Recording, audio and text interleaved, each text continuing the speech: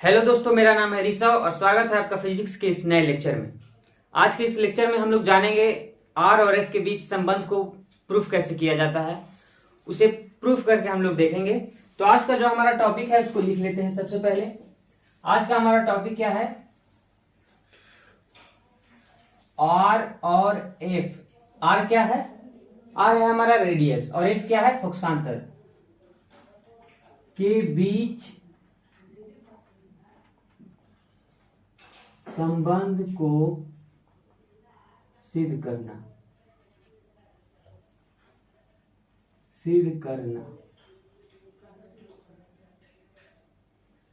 ठीक है, यह है हमारा आज का टॉपिक, आर और एफ के बीच संबंध को सिद्ध करना या सत्यापित करना। ठीक है, तो सबसे पहले हम लोग जानते हैं कि आर और एफ को क्या कहते हैं। आर को कहते हैं रेडियस और एफ को कहते हैं फोकसांतर, यानी कि फोकस दूरी। ठीक है, तो हम लोग जो है सबसे पहले अवतल दर्पण में इसे सिद्ध कर लेते हैं। कौन से दर्पण में? अवतल दर्पण में। कॉपी पेन उठा लीजिए। अब बहुत ही आसान मेथड से आपको समझाने वाले हैं, जीवन भर याद रहेगा। कोई कठिनाइयां, कोई तकलीफ नहीं होगा, कोई भी दर्द तकलीफ नहीं होगा, आसानी से सीख लीजिएगा। तो चलिए सबसे पहले अवतल दर्पण में हम लोग शुरू किया जाए। तो उसके लिए हम लोग क्या करेंगे? सबसे पहले फिगर बनाएंगे। कैसा फिगर? तो फिगर हम लोग बना लेते हैं इस तरफ। चलिए, एक अवतल दर्पण। अवतल दर्पण कैसा रहता है? अंदर की ओर धंसा हुआ रहता है। क्या? परावर्तक सतह। और दाईं ओर कलई किया हुआ रहता है। सब लोग को पता है ये चीज। ठीक, आगे देखिए, मध्य बिंदु से होकर इसमें एक मुख्य अक्ष जाता है और मध्य बिंदु पर ध्रुव होता है, पोल होता है। सेंटर, इसका जो सी होता है, सेंटर होता है, केंद्र होता है, उसको सी से दर्शाते हैं। और सेंटर और पोल के बीच में जो रहता है पॉइंट, उसको कहते हैं मुख्य फोकस। ठीक है, क्या कहते हैं? मुख्य फोकस। इतना चीज हम लोग जानते हैं। मान लेते हैं कि इसका द्वारक क्या है? एक्स और वाई है। द्वारक समझते हैं ना? दर्पण के चौड़ाई को द्वारक कहते हैं। इतना तक समझ गए? अब हम लोग चलिए एक प्रकाश की किरण निकालते हैं। वो प्रकाश की किरण मुख्य अक्ष के समानांतर जाती हुई और दर्पण से टकराएगी तो कहां काटेगी बच्चों? बिल्कुल सही, मुख्य फोकस पर काटेगी। कहां काटेगी? मुख्य फोकस पर। आगे बढ़े, एक और प्रकाश की किरण, उसको हम कहां से लेकर जाएं? तो उसको हम केंद्र से लेकर जाते हैं। तो जब केंद्र से लेकर जाएंगे तो दर्पण पे कैसा रहेगा? कोई बताओ, दर्पण पे कैसा पड़ेगा? तो दर्पण पे पड़ेगा लंबवत। लंबवत क्या मतलब?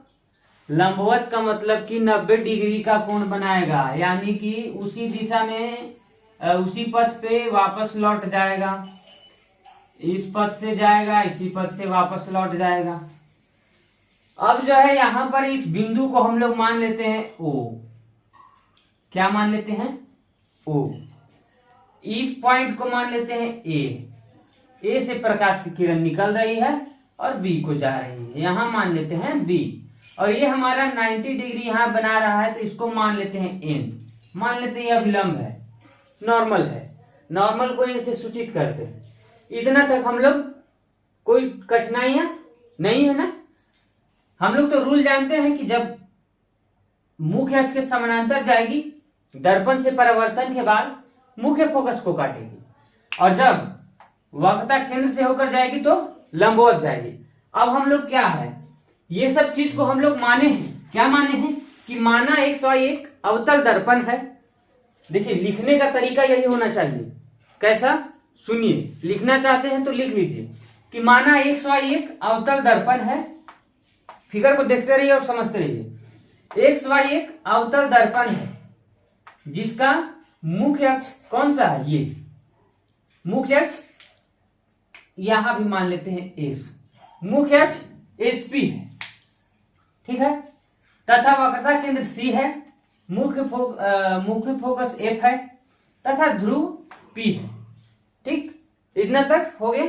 अब आगे लिखेंगे कि जिसमें ए ओ आपतित किरण दर्पण से परावर्तन के बाद मुख्य फोकस से काटती हुई ओ बी परावर्तित किरण जाती है।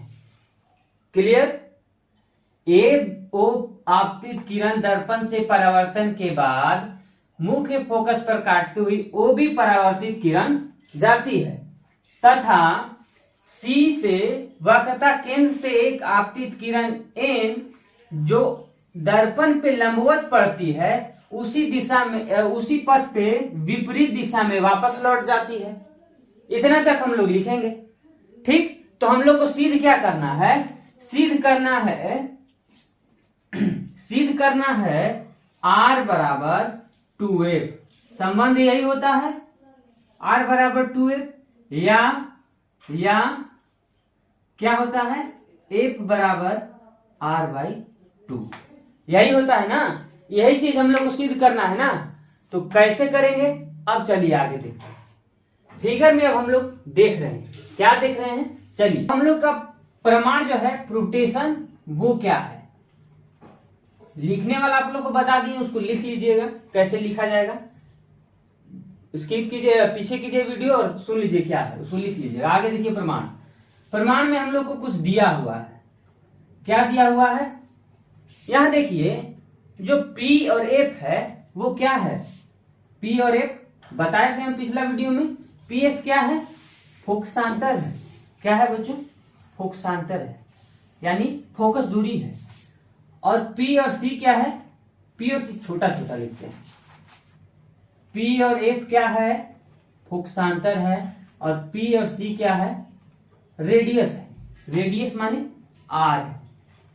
ठीक, यहां तक हम लोग को दिया हुआ है, फिगर में दिया हुआ है। अब चलते हैं आगे देखा जाए तो परावर्तन के नियम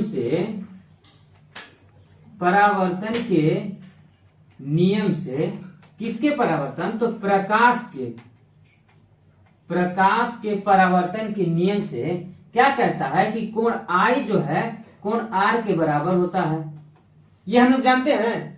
तो ये देखिए, ये A O आपतित किरण है, O B परावर्तित किरण है। क्यों परावर्तित किरण है? क्योंकि दर्पण से परावर्तन के बाद जा रही है। और C से जाते हुए आपतित किरण इस पर अभिलंब हो जा रही है, 90 डिग्री का कोण बना रही है। तो ये N अगर हम इसको मानते हैं नॉर्मल, तो क्या ये वाला कोण और ये वाला कोण बराबर नहीं होगा? यानी AON और NOB बराबर नहीं होगा आपस में। क्यों नहीं होगा? क्योंकि ये I हो गया, ये R हो गया, तो बराबर नहीं होगा। बात को समझ रहे हैं? जब ये आपतित किरण है, ये परावर्तित किरण और ये इसके बीच में एक अभिलंब आ गया है और तीनों एक ही तल में स्थित है, तो क्या ये दोनों कोण बराबर नहीं होगा प्रकाश के परावर्तन के नियम से?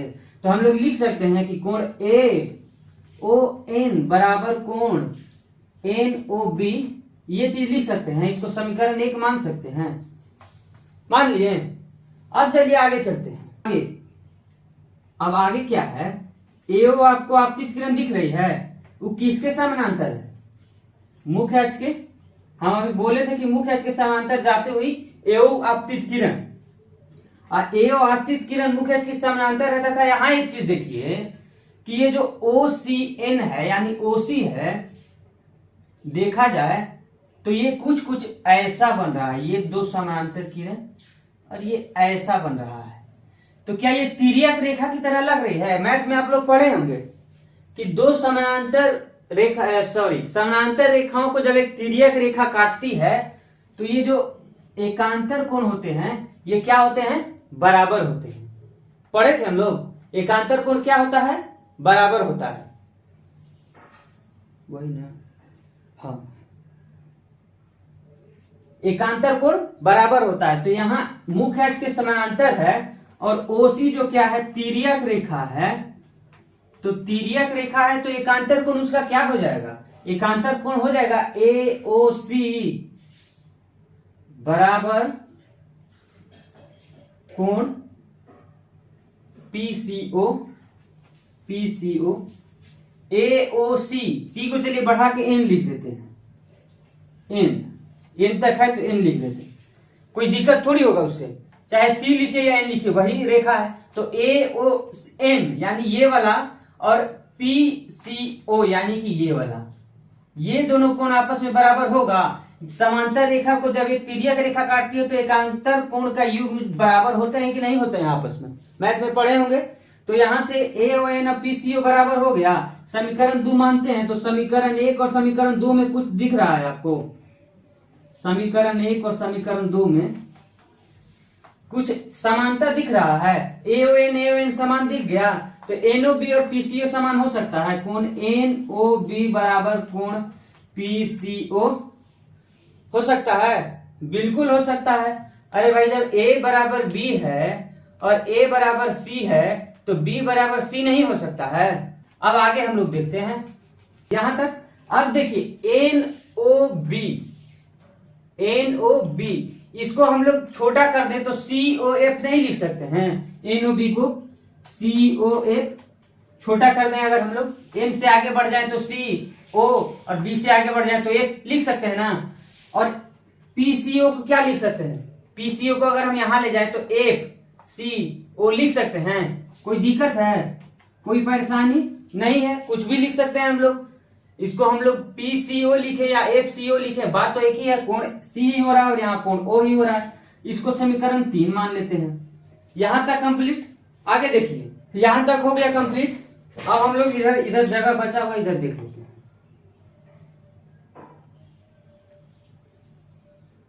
ठीक, यहां देखिए त्रिभुज एक बन रहा है सी एफ ओ या फिर सी ओ एफ, कुछ भी सी ओ एफ में, इसको समीकरण 3 मान लिए। अब त्रिभुज सी ओ एफ में देखिए सी ओ एफ में क्या है, ध्यान से देखिए कि सी ओ एफ में कोण सी ओ एफ, समीकरण 3 से देखिए कोण सी ओ एफ तथा एफ सी ओ तथा सी ओ एफ, ये दोनों कोण आपस में क्या हो गया भाई, बराबर। तो जब दो कोण आपस में बराबर होगा किसी त्रिभुज में तो उसके आमने सामने की भुजा बराबर होती है, पढ़ाने की जरूरत नहीं है, पढ़ चुके होंगे आप लोग ये बात कि जब किसी त्रिभुज में दो कोण बराबर हो तो उसके सामने की भुजा आपस में बराबर होती है। यानी ओ के सामने की भुजा सी एफ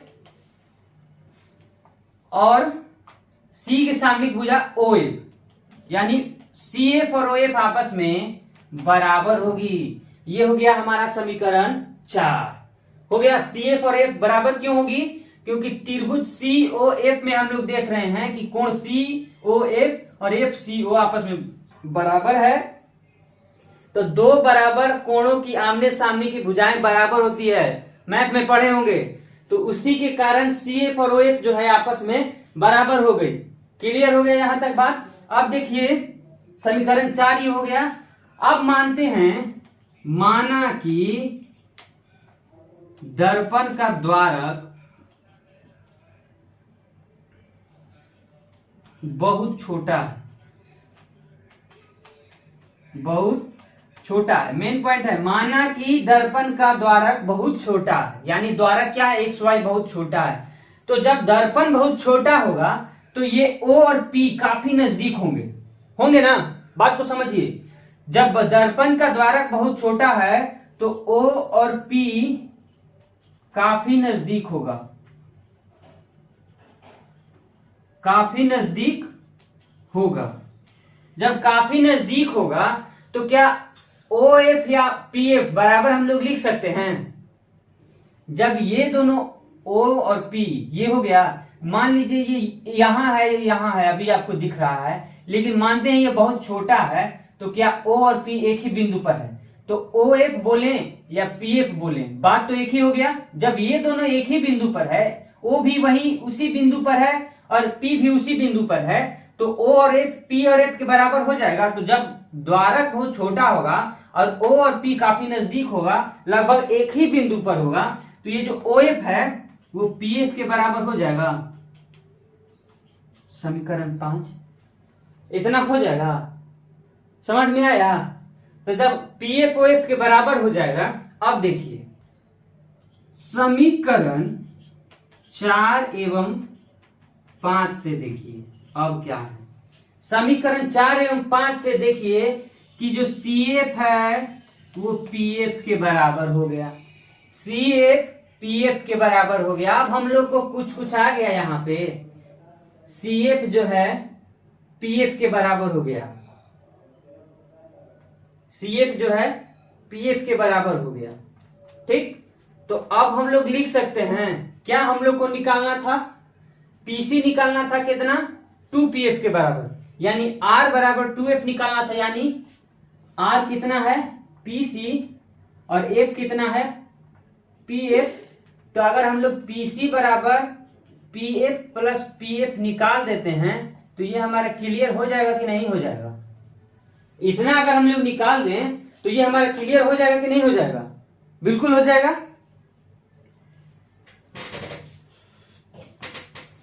तो देखिए PC बराबर क्या, PF प्लस PF, इतना हम लोग को निकालना है। लेकिन चित्र से क्या है कि PC बराबर PF plus PC, sorry PC बराबर PF प्लस CF, इतना है। चित्र से क्या है ये देखिए, PC बराबर PF प्लस CF, ये हमारा चित्र से है ना। अब जब PF और CF आपस में बराबर है तो क्या हम लिख सकते हैं CF को PF, तो यानी PC बराबर PF प्लस PF लिख सकते हैं। PC बराबर PF प्लस PF लिख सकते हैं, क्यों नहीं लिख सकते हैं। जब CF और PF आपस में बराबर है तो चाहे PF को CF लिखें या CF को PF लिखें, बात एक ही है कि नहीं है। तो चलिए PSC बराबर PF प्लस PF लिख दिए तो कोई कष्ट है नहीं, है ना। तो यहाँ क्या हो जाएगा, PC बराबर क्या हो जाएगा 2PF हो जाएगा, PC बराबर 2PF हो जाएगा। अब गिवन में क्या था, PF का मान देखिए तो PC का मान क्या है R है और PF का मान कितना है F है, तो 2F आ गया। आया कि नहीं आया। और जब R बराबर 2F आ गया तो यहां हम लोग नहीं लिख सकते हैं कि F बराबर R/2। कोई दिक्कत है, कोई परेशानी है, कहां भी परेशानी है हमको बताइएगा, अब नहीं है तो हम फिर से एक बार समझा देते हैं। देखिए आप लोग को कष्ट कहां से हुआ होगा, चलिए यहां से कष्ट हुआ होगा मान लेते हैं। तो AO और मुख्य अक्ष जो है आपस में समांतर है, तो समांतर है और OC देखिए ना, AO और जो मुख्य अक्ष है उसमें OC तिर्यक रेखा, तिरछा रेखा है। तो हम लोग नहीं पढ़े हैं कि एकांतर कोण बराबर होता है जब समांतर में एक तिर्यक रेखा काटती है, तो पढ़े हैं कि नहीं पढ़े हैं। तो जब एकांतर कोण बराबर होगा तो AON और PCO आपस में बराबर होगा कि नहीं होगा, एकदम होगा। और समीकरण 1 और 2 से हम लोग 1 और 2 से देखिए AON बराबर है AN बराबर है, तो NOB और PCO बराबर हो जाएगा कि नहीं। अब NOB को हम छोटा कर दिए हैं, PCO को छोटा कर दिए हैं, FCO लिख दिए हैं, इसमें कोई हर्ज है नहीं है। आगे चलिए, अब इस त्रिभुज में देखिए COF त्रिभुज जो बन रहा है यहाँ पे छोटा सा ये वाला त्रिभुज, इस त्रिभुज में देखिए कि FCO और COF दो को कोण आपस में बराबर हो जा रहा है। तो त्रिभुज में जब दो कोण आपस में बराबर होगा तो उसके आमने सामने का भुजा भी बराबर होता है, ये हम लोग पढ़े हैं मैथ में। चलिए तो उस हिसाब से CF और OF बराबर हो जाएगा कि नहीं, O के सामने वाली भुजा CF और C के सामने वाली भुजा OF। क्लियर। अब देखिए कि मान लेते हैं कि इसका जो द्वारक है दर्पण का वो एकदम छोटा है, O और P क्या है काफी नजदीक है। तो O और P काफी नजदीक है, यानी O और F लिखे चाहे P और F लिखे, बात एक है कि O और P काफी नजदीक है, यानी एक ही बिंदु पे है। तो O और F लिखे या P और F लिखे, बात तो एक ही है। तो समीकरण 5 हो गया वही। और जब समीकरण 5 हो गया, P और OF बराबर हो गया और C और OF बराबर हो गया, तो क्या CF और PF आपस में बराबर नहीं होगा, अरे होगा। अब लेकिन चित्र से कह क्या रहा है कि जो PC है, PC हम क्यों लिए चित्र से, क्योंकि हम लोग को निकालना है R, तो हम लोग R ही ना उठाएंगे। तो PC क्या कह रहा है कि PF और CF जो है जोड़ेंगे तो PC के बराबर हो जाएगा। कोई इसमें बात सोचने वाला है क्या, P और PC जो है निकालेंगे तो इतना और इतना को जोड़ेंगे तभी ना, PF और CF को जोड़ेंगे तभी ना निकलेगा PC। तो जब PF बराबर है CF का, तो CF को हम PF लिख सकते हैं, PF ही क्यों लिखे हैं, CF क्यों नहीं लिखे हैं, क्योंकि हमको F निकालना है, फोकसांतर निकालना है, इसीलिए लिखे हैं। तो यहाँ पीएफ प्लस पीएफ लिखे हैं तो पीसी बराबर 2 पीसी का मान आर, पीएफ का मान एफ, तो आर बराबर 2f, एफ बराबर आर बाई 2। यहाँ हो गया प्रूफ, प्रूफ हो गया ना। अवतल दर्पण में प्रूफ हो गया। स्क्रीनशॉट लेना है, ले लीजिए। कहां से लिखा हुआ है, पहले यहां, फिर यहां से यहां, फिर यहां से यहां, चित्र भी बनाना है, ठीक है, ले लीजिए। चलिए हो गया इतना तक। अब आगे चलते हैं हम लोग। तो यहां तक हम लोग अवतल दर्पण के बारे में सिद्ध कर लिए। आज के लेक्चर में बस इतना ही रखते हैं। कल हम लोग जो है उत्तल दर्पण में भी सिद्ध करेंगे, इसी चीज को उत्तल दर्पण में भी सिद्ध करेंगे। तो कल के लेक्चर के लिए तैयार हो जाइए। इसको बढ़िया से याद कर लीजिएगा, बढ़िया से समझ लीजिएगा, 2-3 बार खुद से बनाइए, समझ में आ जाएगा, ठीक है। फिलहाल के लिए इतना ही। पढ़ते रहिए और देखते रहिए। Take care, bye.